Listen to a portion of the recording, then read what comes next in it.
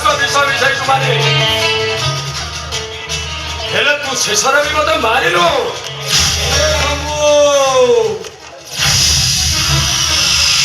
আরে মতে মারি বড় ভুল করছি রে শম্ভু। অনুদুঃখ কর না।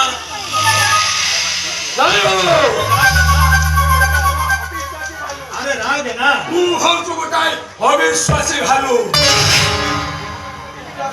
ତୁ ମୋ ବିଶ୍ୱାସରେ ବିଷ ଦେଇଛୁ। ଆଉ ତୋ ଏ କଥା ଭିତରେ ନିଶ୍ଚୟ କିଛି ଗୋଟେ ମନ୍ଦ ଉଦ୍ଦେଶ୍ୟ ଅଛି ବାବୁ। আরে বিশ্বাস কর শম্ভু, ମୁଁ ଏ ଠାକୁରଙ୍କ ନାଁରେ ଶପଥ କରି କହୁଛି, ଆରେ ମୁଁ ଗୋଟେ ଟେନସନରେ ଥିଲି। ଆରେ ଯାହା କରିଛି ମତେ କ୍ଷମା କରିଦେ। ଆରେ କ୍ଷମା କରିଦେ। ଆଉ ରାଗ ନା, ଶୁଣ ଶାନ୍ତ ହେଇଯା, ଶାନ୍ତ ହେଇଯା। ତେବେ ଠିକ ଅଛି ବାବୁ। ଆଉ ମୋ ଭଉଣୀର ସୁଖ ଶାନ୍ତି ପାଇଁ ମୁଁ ସବୁ କରିବାକୁ ରାଜି ବାବୁ। ଶୁଣ ଶମ୍ଭୁ, ଗୋଟିଏ କାମ କର, ତୁ ନିଶିକାନ୍ତ ଝିଅ ରୂପାକୁ ତୁ ଟିକେ ଉଠେଇ ଆଣିପାରିବୁ।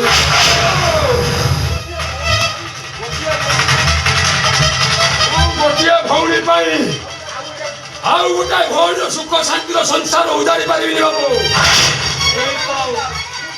ଏଇ ତ ରାଗିଲୁ ଆଉ।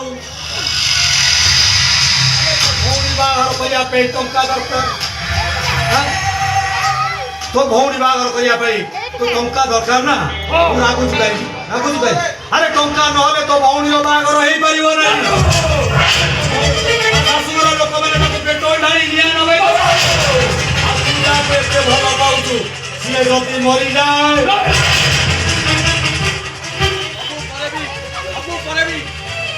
ସବୁ ପରେବି ବାବୁ। ମୋ ଭଉଣୀର ବାହାଘର ଦରକାର ବାବୁ। ମୋ ଭଉଣୀର ବାହାଘର ଦରକାର। ବାବୁ କେତେ ଟଙ୍କା ଦବ? ମୁଁ ନିଶ୍ଚୟ ସବୁ ଉଠାଇ ଆଣିବି। ମୁଁ ତତେ ଲକ୍ଷେ ଟଙ୍କା ଦେବି, କିନ୍ତୁ କାମ ପରେ। ଠିକ ଅଛି ବାବୁ। ଆଉ ସେ ଋଷିକାନ୍ତ ମହାପାତ୍ର ଝିଅ ରୂପା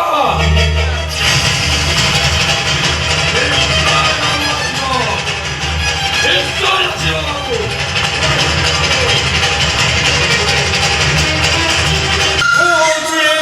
ଗୋଟିଏ ସ୍ଲୋ ପଇଜନ। ଆଉ ଯାହା ସାଙ୍ଗରେ ପଙ୍ଗା ନିଏ ନା, ମୁଁ ତାକୁ ସହଜରେ ମାରେ ନାହିଁ। କରି ମାରେ, ଆଇ ମିନ୍ ତଡ଼ପ ତଡ଼ପ କରି ମାରେ।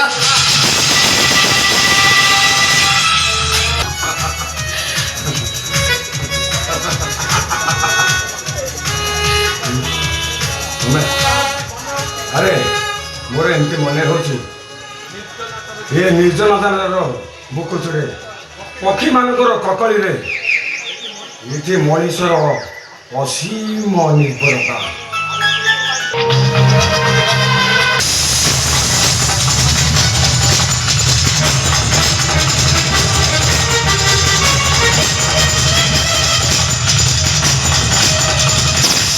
ଭଉଣୀ କଥା କେବେ କହନା। अच्छा ମୋ ମୁଣ୍ଡରେ ନିଆଁ ଲାଗିଯାଉଛି। तो माँ भौणी कथा कहले तो मुंडरे निया लागी छ। अबे ए होत मु तो कोड जानु ना भौणी लिखि ना।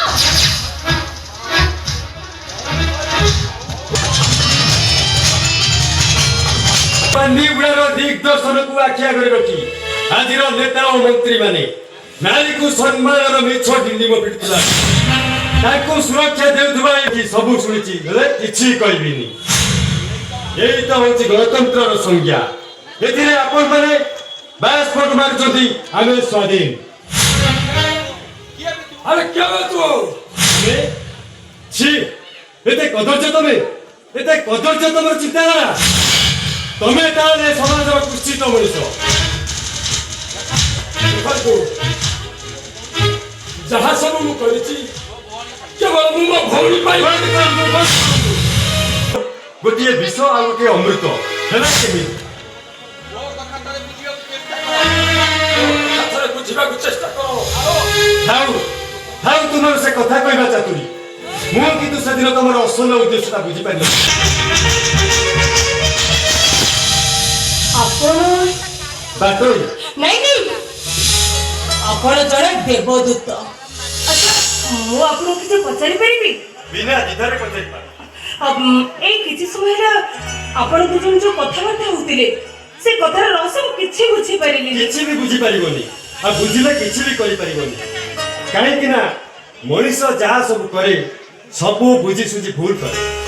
ଇଏ ହଉଛି ସେମ୍ ଜଣେ ମଣିଷ। ସତ, ମୋ ଭାଇ ଭାବି ଆପଣ ଖାତରେ ରାକ୍ଷୀ ବାନ୍ଧି ଦେବି।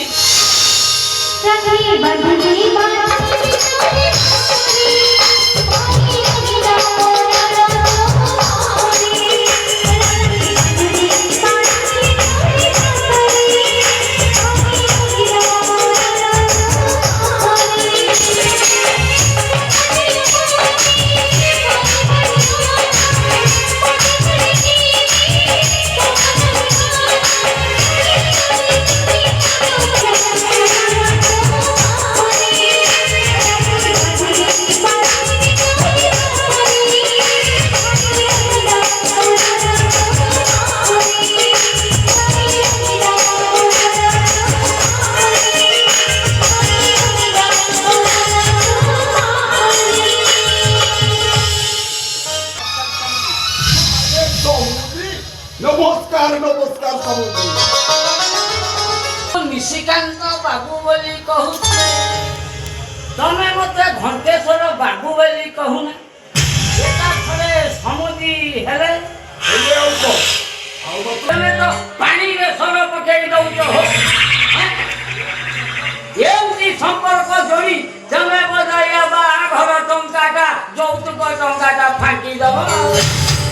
দেখন্তু আজ্ঞା ମୋ ପୁଅ ଦୁଇ ଜଣ ଦେଇକିରି ବାହାଘରଟା କଣ ଛୋଟିଆ କଥା? କି ହବ ଲକ୍ଷ ଟଙ୍କା ଲାଗିବ?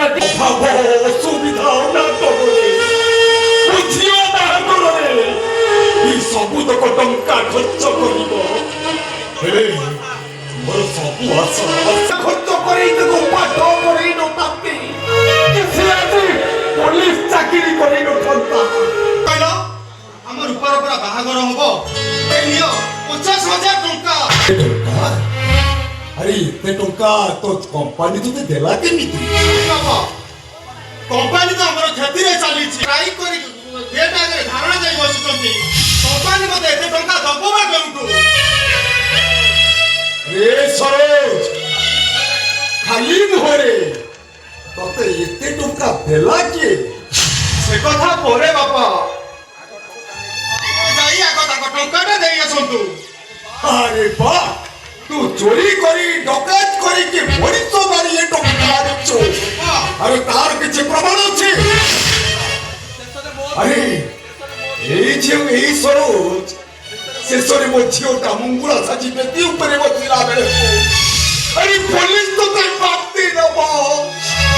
ଆରେ ବରଟା ବର ବେଦି ଉପରୁ ଫେରି ଯିବରେ ତୁ କଣ ସରୋଜ? ଆରେ ସେତେବେଳେ ମୋ ଝିଅଟା ମଙ୍ଗୁଳା ଆଇ ଆରେ ତାର ଅବସ୍ଥା କଣ ହବ? ଭାବୁଛନ୍ତି ମୁଁ ସେମିତି କିଛି ବି ଭୁଲ କରିନି ବାପା। আরে কেউটা ঠিক কেউটা ভুল? আরে তুই সেটা করলি কহুনু? আরে তুই যদি কହୁଛୁ তু মরিষ মারিনু চুরি করিনু তাহলে হে সরোজ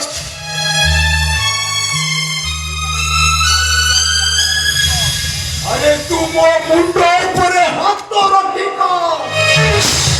সরোজ, আরে ইয়ে টঙ্কা তু আনিলু কেউঠু? ବାପା, ଏଇ 50,000 ଟଙ୍କା ପାଇଁ ମୁଁ ମୋର ଗୋଟେ କିଡନୀ ବିକି ଦେଇଛି ବା।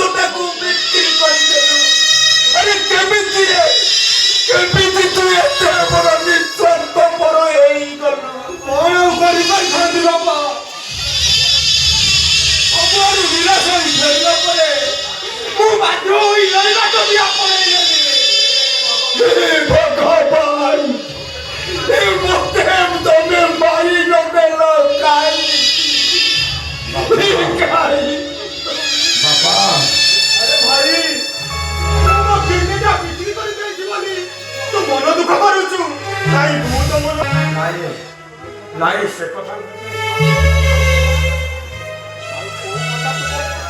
ଆରେ ଆଉ କୋଉ କଥା ତୁ କହୁଛୁ ବାପା